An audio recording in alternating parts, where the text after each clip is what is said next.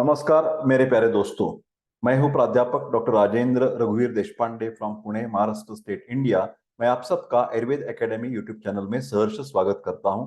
As you know, I am MD in Ayurvedic medicine and MD in Ayurvedic physiology. For paid online consultation my WhatsApp number is 9226810630। मेरे प्यारे दोस्तों, कल का एक video था कि जहां मैंने थोड़ी सी एक बेसिक अंडरस्टैंडिंग आपके ल्यूकेमिया के बारे में बता दिया था।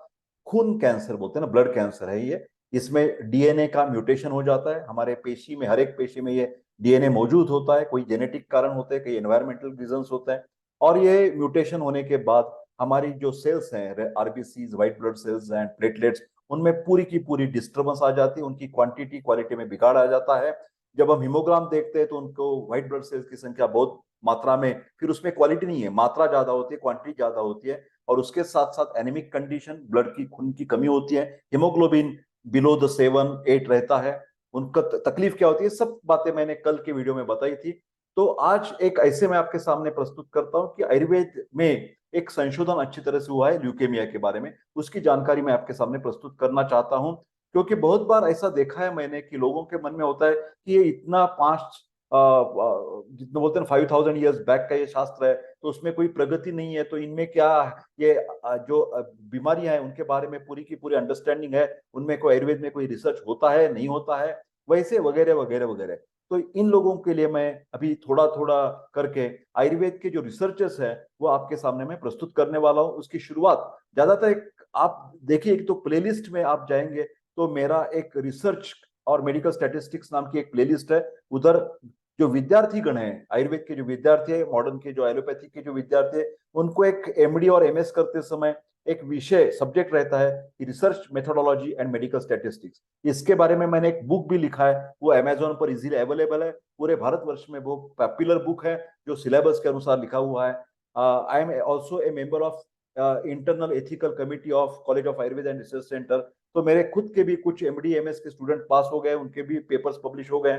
हमारी आयुर्वेद एकेडमी में जो टीम ऑफ द डॉक्टर्स काम कर रही है, उनमें भी कुछ लोग कैंसर के स्पेशलिस्ट डॉक्टर्स आयुर्वेद के हिसाब से, वो आपको सलाह दे सकते हैं जब भी किसी को भी चाहिए। तो फिलहाल आज मैं आपके सामने एक रिसर्च पेपर के बारे में चर्चा करूंगा, तो ल्यूकेमिया के बारे में क्या संशोधन हुआ है और इसका फायदा स्पेशली डॉक्टर्स लोगों को और आयुर्वेदिक स्टूडेंट्स को होने वाला है। ये सामान्य लोग के लिए सिर्फ एक जानकारी तरीके से हो सकती है, कॉन्फिडेंस बढ़ाने के लिए।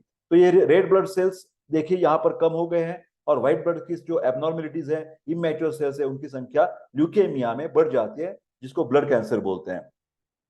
आयुर्वेद चिकित्सा के साथ पुनरावर्ती अपरिभाषित तीव्र माइलॉइड ल्यूकेमिया का उपचार, जो बालेंदु प्रकाश, ये जो रिसर्चर्स वैद्य है, जाने माने वैद्य है, उनके द्वारा किया गया ये रिसर्च है। और इसके वो जो टॉपिक है, तीव्र माइलॉइड ल्यूकेमिया, जिसको एक्यूट माइलॉइड ल्यूकेमिया भी हम कह सकते हैं। शॉर्ट फॉर्म यहाँ पर लिखा है एक्यूट माइलॉइड ल्यूकेमिया। ओके, चालू करते हैं। तो उनकी एक केस है, वो एक रुग्ण के बारे में बताते हैं। फरवरी 1997 में एक 16 वर्षीय लड़के में अस्थि मज्जा विकृति, मतलब बोन मैरो प्रॉब्लम के साथ तीव्र माइलॉइड ल्यूकेमिया का पता चल गया था, डायग्नोसिस हो गया था, जिनमें 85% ये ब्लास्ट सेल्स दिखे गए हैं। और इमेच्योर सेल्स होते हैं ब्लास्ट सेल्स, 85%। उसे फिलहाल मॉडर्न तरीके से ट्रीटमेंट चालू हो गई, डोनोमाइसिन और साइटोसार के साथ एक केमोथेरेपी का आयोजन किया गया, और उसके 2 साइकिल्स उस लड़के ने कंप्लीट कर दिए। जिसके बाद उन्होंने अस्थि मज्जा एस्पिरेट, मतलब बोन मैरो एस्पिरेशन बोलते हैं डायग्नोसिस के लिए, कैंसर के डायग्नोसिस के लिए हमेशा बोन मैरो एस्पिरेशन या बोन मैरो बायोप्सी करनी पड़ती है। उसमें 14% विस्फोट दिखाते हुए अपूर्ण छूट प्राप्त की थी। मतलब it was not totally cure, it was a haphazard little bit, मतलब थोड़ा बहुत फर्क गिरा था, फिर पूरा का पूरा उसमें असर नहीं आया था, वो साइकिल जो केमोथेरेपी के दी थे उसके बाद में। इसके बाद रोगी को साइटोसिन अर्बेसिनॉइड आरआरसी की उच्च खुराक के 2 चक्र प्राप्त हुए और छूट प्राप्त हुई। हालांकि उनकी बीमारी 29 अगस्त 1997 को दोबारा फिर वापस आ गई। वो तकलीफ जो है, वो जो डायग्नोसिस है, वो जो बीमारी है, वो फिर उभर कर आ गई, उसको बोलते हैं रिलैप्स।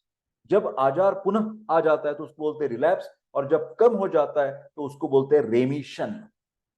हाँ, आयुर्वेद में उसको वेगावस्था बोलते हैं और अवेगावस्था। जब ज्यादा बीमारी बढ़ जाती है तो उसको रिलैप्स बोलेंगे, और जब कम हो जाएगी तो उसको रेमिशन बोलेंगे। परिधीय रक्त स्मीयर मतलब पेरिफेरल ब्लड स्मीयर जो लेते हैं, उसमें खून की जांच की जाती है। 6% ब्लड ब्लास्ट केशिकाएं कम हो गए थे, और अस्थि मज्जा में फिलहाल 40% फिर एक बार वो ब्लास्ट इमेच्योर पेशी सेल्स दिखाई दी। उसके बाद क्या हुआ, रोगी ने आगे चलकर, ये दोबारा जब आ गई बात, तो केमोथेरेपी या अस्थि मज्जा प्रत्यारोपण उसको सजेस्ट किया था। आप तो ये केमोथेरेपी की साइकिल्स फिर चालू करेंगे, मॉडर्न के डॉक्टर्स ने कहा था, या नहीं तो क्या करेंगे हम, बोन मैरो ट्रांसप्लांट के बारे में वो बात कर रहे थे पेशेंट के साथ। डॉक्टर्स लोग अच्छी तरह से समझा रहे थे, मॉडर्न के वाले डॉक्टर्स। फिर वो लड़के ने, मतलब जो पेरेंट्स थे उनके, वो फैमिली ने एक डिसीजन ऐसा लिया कि नहीं, हमें इसे केमोथेरेपी के साथ आगे नहीं चलना है, अभी ये ट्रांसप्लांट भी हमें नहीं परवड़ता, हम नहीं करने वाले। तो वो स्वेच्छा मतलब सेल्फ विलिंगनेस दिखाकर आयुर्वेद ट्रीटमेंट लेने के लिए, ये जो लेखक है, ये जो बालेंदु मिश्र फेमस वैद्य है, उनके पास 9 सितंबर 1997 वो आ गए, और उन्होंने अपनी अपनी AYT का मतलब आयुर्वेदिक जो ट्रीटमेंट है वो चालू कर दी। ठीक है, आयुर्वेदिक ट्रीटमेंट 6 महीने बाद उन्होंने लिया। उसके बाद जब फिलहाल अस्थि मज्जा परीक्षण मतलब बोन मैरो बायोप्सी की गई, तो उधर देखा गया, ओ माय गॉड, OMG, बीमारी ज्यादा से ज्यादा निकल गई थी। खून की जो कैंसर की जो सेल्स हैं, इमेच्योर सेल्स, वो निकल गए थे। और आयुर्वेदिक को उस डॉक्टर ने, रिसर्चर ने जो था, वो 5 साल तक वो जारी रखी ट्रीटमेंट, 5 साल तक लगातार लेते रहे, और बाद में 5 साल के बाद उन्होंने आयुर्वेद ट्रीटमेंट भी बंद करवा ली। ठीक है, समझ में आ गया। इसके बाद मरीज को अगले 2 वर्षों में 3 महीने के लिए रुक रुक कर रख रखाव ATP मतलब आयुर्वेदिक ट्रीटमेंट उन्होंने को दी गई।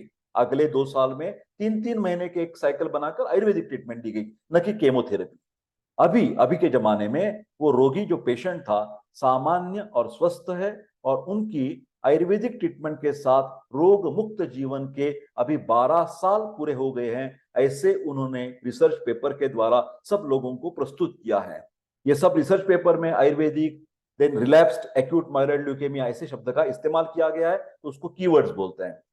अभी आप पूछेंगे सर उन्होंने ट्रीटमेंट क्या दी थी, एक बार मैं पहले ही आपको विनती कर देता हूं, सामान्य जन ने ये सब जानकारी के लिए एजुकेशनल वीडियो देखकर हमारी ज्ञानवर्धन करना चाहिए। कौन सी भी मेडिसिन खुद ब खुद सेल्फ मेडिकेशन नहीं करना चाहिए। आपके पास जो नजदीक वाला वैद्य उनके पास जा सकते हैं, क्योंकि मैं आपको विश्वास दिलाना चाहता हूं कि कैंसर के लिए भी आयुर्वेदिक मेडिसिन बिल्कुल काम करती है। कई दफा मेन स्ट्रीम में ले सकते हैं, या एडजुवेंट तरीके से ले सकते हैं। एक तो 100% आपको श्योर करना देना चाहता हूं कि जो केमोथेरेपी की जो साइकिल्स होती है, उसमें जो भी साइड इफेक्ट्स होते हैं, बार जो हेयर लॉस होता है, बाल गिर जाना, या बहुत बहुत मतलब स्वेटिंग हो जाता है, बर्निंग होते हैं, पूरा शरीर में जलन होती है, स्टोमेटाइटिस की शिकायत आ सकती है, इन सब में आप आयुर्वेदिक वैद्य के पास से सहयोगी ट्रीटमेंट ले ली तो आपको 100% क्वालिटी ऑफ लाइफ, जीवन की अच्छी तरह से आपको मतलब आराम मिल जाएगा।